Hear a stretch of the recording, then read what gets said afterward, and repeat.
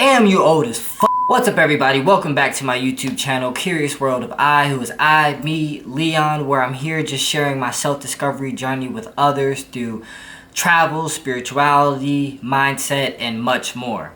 So today I wanted to jump in and just talk to you about a topic that's kind of been on my mind, as this year I turned 29 years old back in May.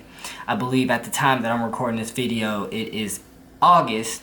And in May, I turned 29 years old, and it is, of course, the last year of my 20s. And there's certain things that I've just been noticing since I've turned 29, and how people respond to me when I tell them that I'm 29.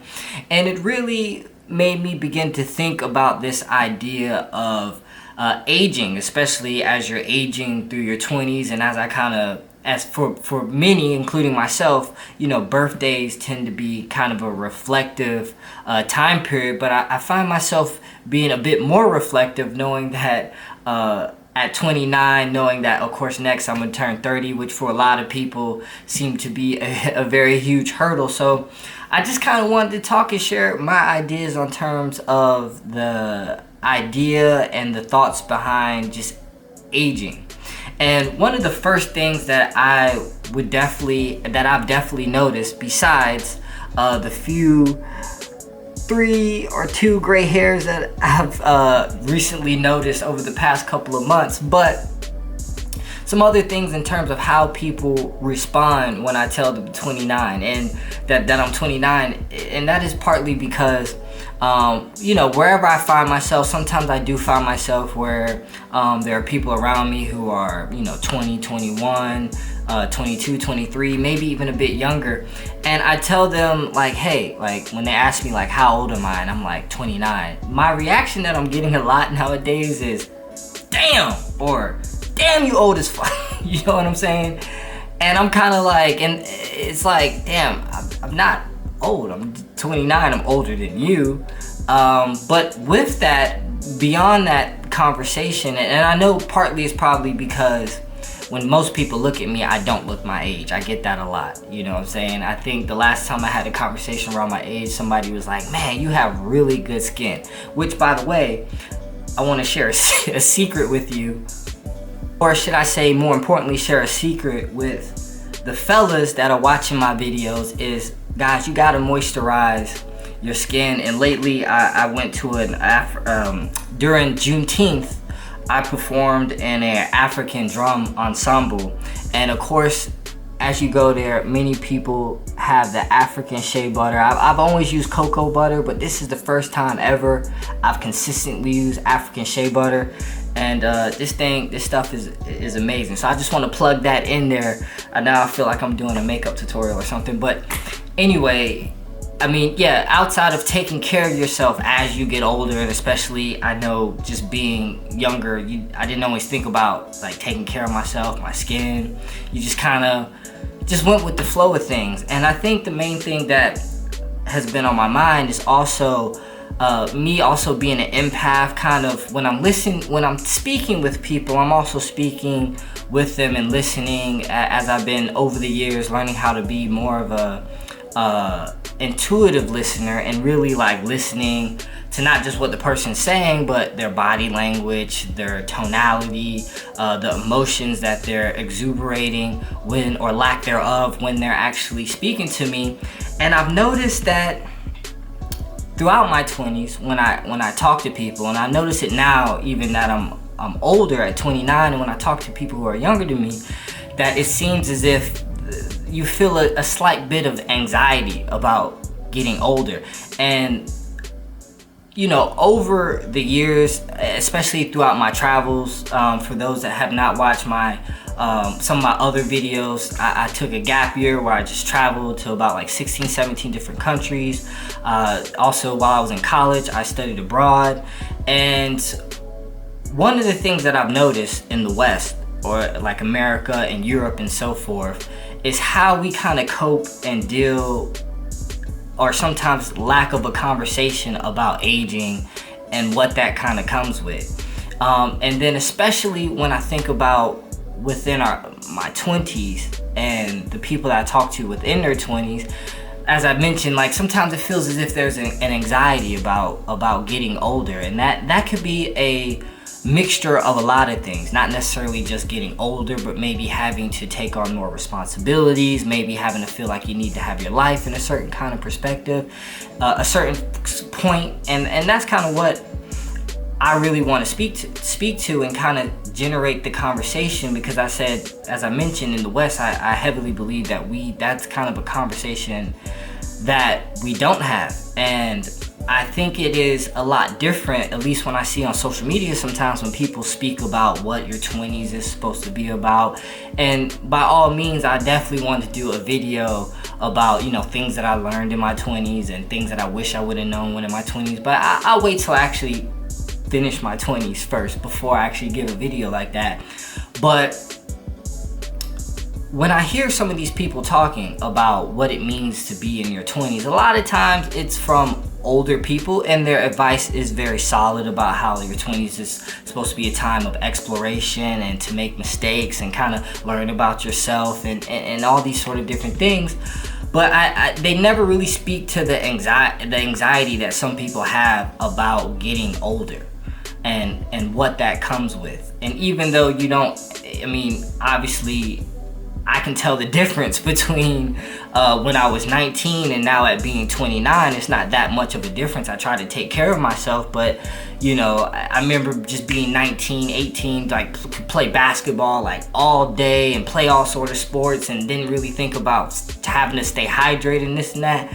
But if I go and work out now and I'm not drinking enough water, like, or I'm not getting enough sleep, like my body will let me know more than certainly. But I think they never really speak to the anxieties that come with aging. And I feel like it's kind of also a little bit difficult to speak to that sometimes, especially from generations that have came before us and have gone through their 20s, because we're living in a time that is very much more complex socially, politically, ideologically. Even the ideas, can't even get the words out, even the ideas that are circulating around now in our generation for those that are in their 20s in this day and age, in this age of social media, this age of information, where for the first time we're like the first generation where we can constantly and consistently compare ourselves to our peers, right? It's like at 29, I see an article about some 17-year-old that became a millionaire selling sneakers online. And I'm like, damn, like, what am I doing with my life? You know what I mean? And I would not be surprised that other people don't feel that as well too, right? And part of getting older and having to take on more responsibilities, and as if, like, you know, for example, like the whole premise of this video is that I recently went to a music festival, a reggae festival, which you guys know I love reggae music, and I met this guy who was just standing next to me as we're waiting for somebody to come on stage, and turns out he actually is currently living in the city in which I'm from. And so he asked me what high school I went to, and I told him the high school I went to, and he was like, oh, I'm familiar with that school. What year did you graduate? I had some friends that graduated from there. And I said, I graduated high school in 2011. And he was like, damn, you old as hell. I'm like, what? Like, relax. And I know most of the time it's all jokes.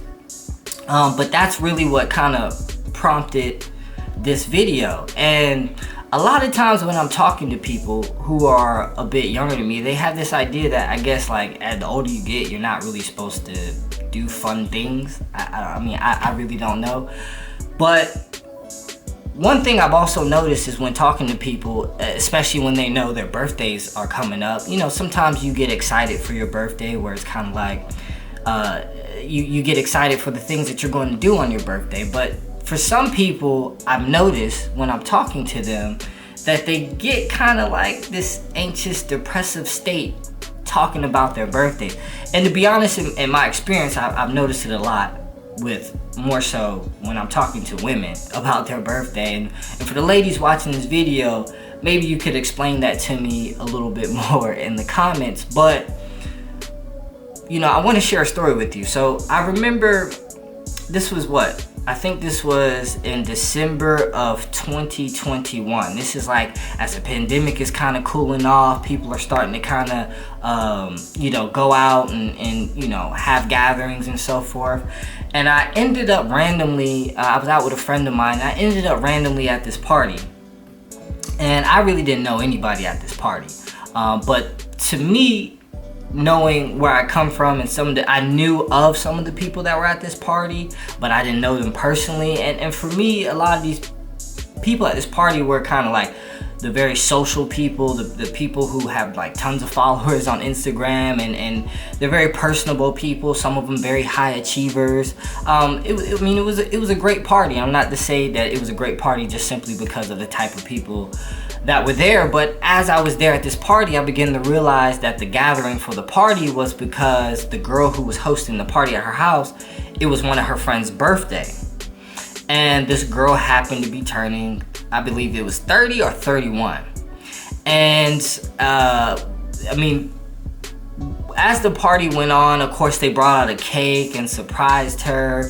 And, she blew out the candle, she ate her cake, and then, of course, the party went on, because I'm pretty sure 80% of the people at the party didn't even know who she was.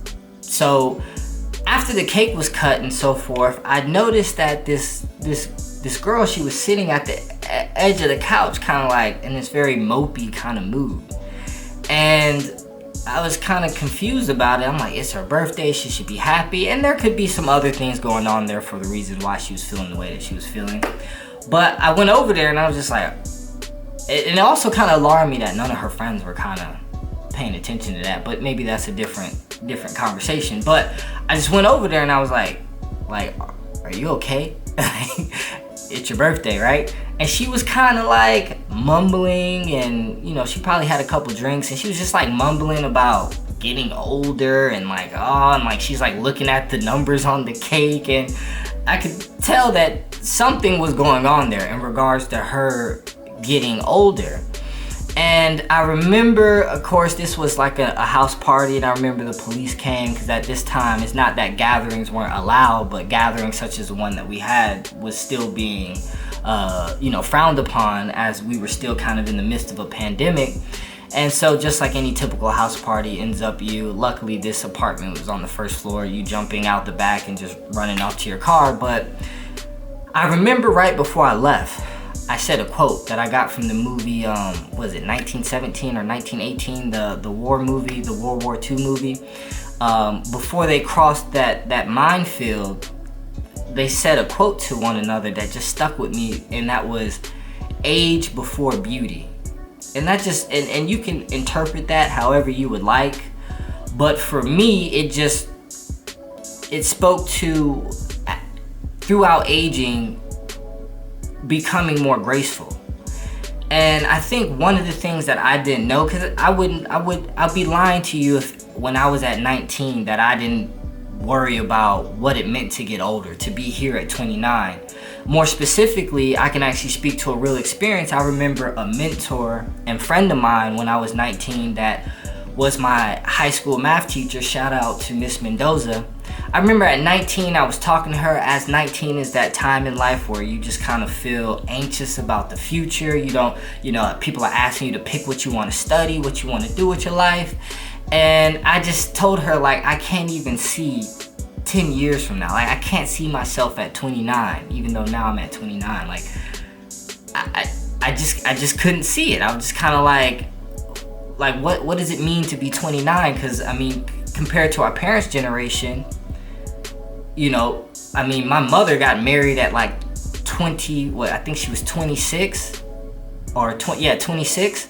And then she had me maybe 2 years later, and then had my brother another 4 years later, and she, of course, had a home and all these different things. And when I think about my grandparents' generation, a lot of them had tons of brothers and sisters, especially if you're more than likely black and from the South, as many of our grandparents were born and raised by sharecroppers. And of course, it helped to have more children, of course, and I just couldn't think about what it would be like at 29.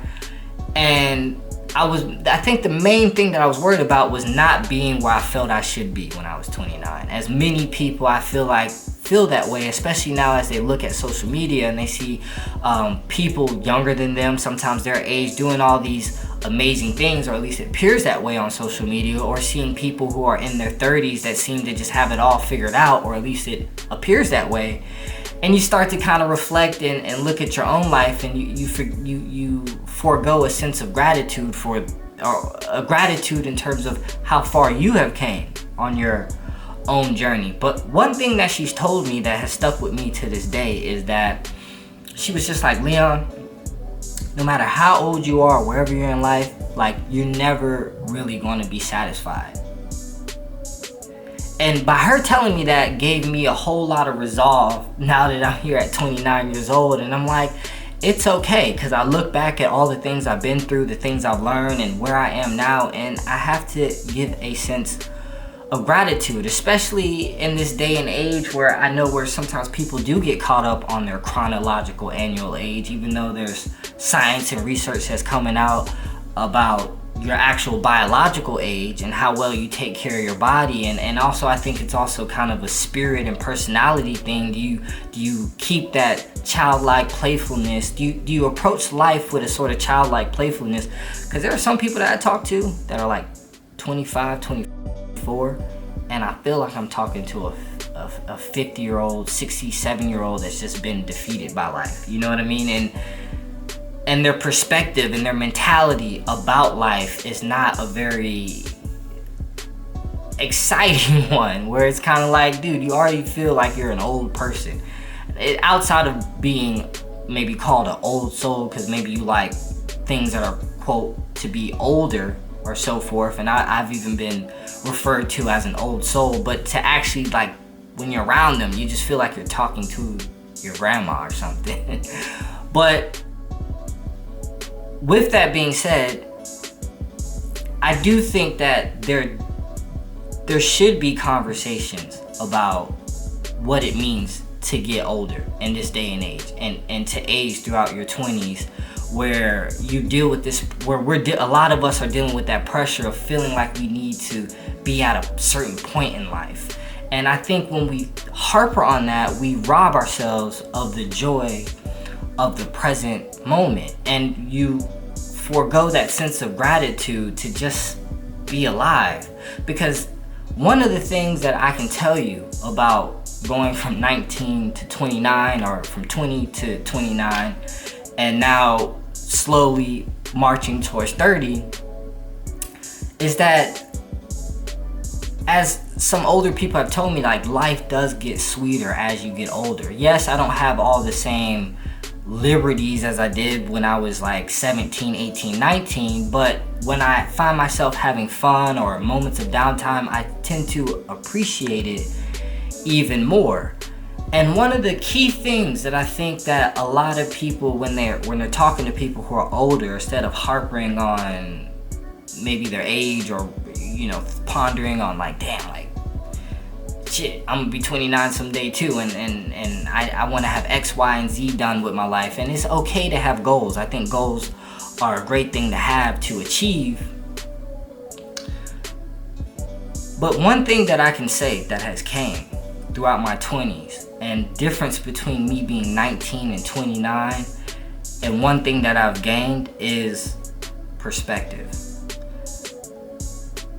Once you get a little bit older at 29, it's like you kind of been on the earth long enough to take note of your own mental, emotional habits. You take note to how things kind of move in the world and so forth. You know, from being during 2008, during a recession, even though I was a child, I didn't know anything about owning a house or anything yet. But it's kind of like now here in 2022, talks of a recession, and it's kind of like, you know, it's not that I've been involved in a recession on an economical level, because of course, as I said, I was a kid, but you kind of start to understand, like, life is kind of cyclic in a way, and certain situations that may have happened to me at 17, 18, 19, where I thought was the end of the world, if it happens to me now, I'm kind of like, you get through it, like, you know what I mean? And I hope and I continue as I grow and I learn and I get older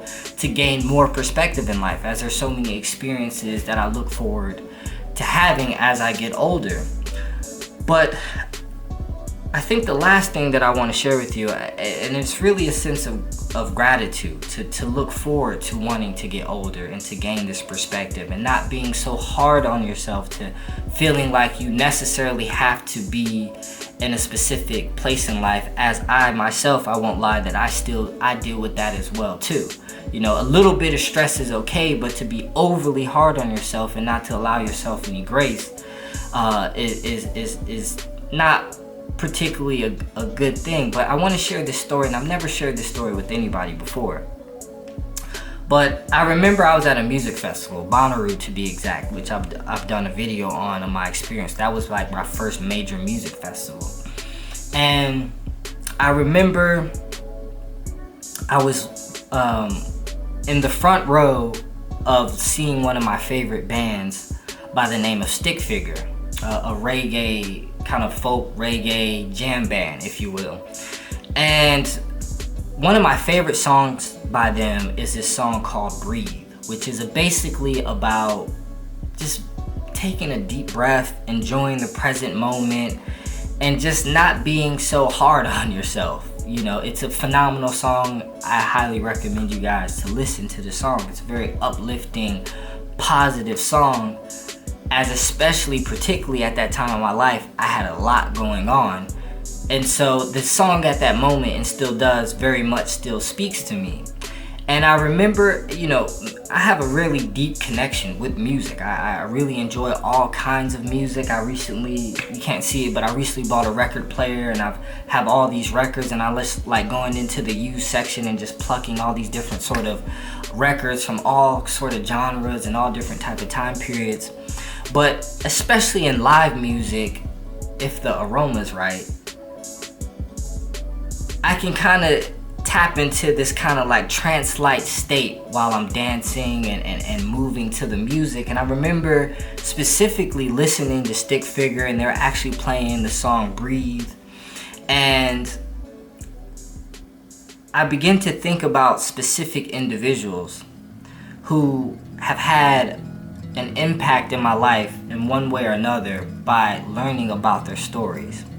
And as a black male, these individuals, and one specifically was Trayvon Martin and Mike Brown, which I believe the Mike Brown tragedy happened maybe but a few months prior to this music festival.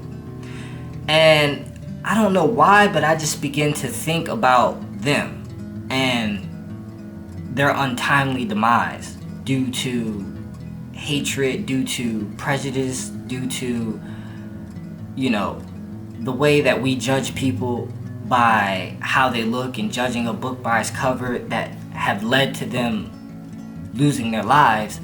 And I was thinking, as a black male, in the skin that I am, even though I know that I'm a spiritual being, but in the skin that I am and what that means socially in the country that I live in, I just felt very joyous that I was there in that moment, and thinking about their spirit. Even though I don't know if they liked reggae music, who knows? Had they been alive today, who knows what they would have gotten into. But for whatever reason, the thought of them triggered a sense of deep gratitude in me, right? And I'm not to say, if you're a black male watching this, even though it may seem that in this age, in this country that we live in, it may seem that as if we have a target on our backs when we walk out of our door. But it's not to say that you should have a deep sense of gratitude because you're alive, because somebody hasn't tried to prejudge you and think that they should be the judge, jury, and the executioner of you. But just the idea that I'm alive and every day is a good day, and I felt like I owed it to them in that moment to enjoy myself, to indulge in what they say, black boy joy, if you will. And the idea of this nearly brought me to tears, and it pretty much did in that moment. And the reason, the real moral of the story of what I'm trying to say, that And the idea of getting older and aging, it definitely at 29, as you're going through your 20s, is to remember to just enjoy these moments, to enjoy the presence of being young, to be healthy, to have these opportunities to enjoy life in ways that generations before us couldn't enjoy. And to not get so caught up on getting older and the idea of I should be doing this and I should be doing that, or even when you're engaging with people who are older. And when I mean older, I don't mean you're 25 or 21 and you're engaging with somebody that's 29, but I'm talking about when you're 20-something years old and you're talking to somebody who's 70, 80, 90 years old. You know, because when you talk to them, you begin to, and this is something that I'm enjoy doing, especially with my own grandfather, who, to God be the glory, turned 90 years old this year. Someone who I've interviewed and shared that on my YouTube channel. And when I talk to him, the level of depth and wisdom and perspective gives me a sense of calm to me also getting older and looking forward to the journey and the phases throughout life. And he said something to me though that was interesting. He said you really don't figure out life until you're in your 50s. I was like, damn, 50? But one of the things, especially talking to older people, that you realize is that they do have that sense of perspective.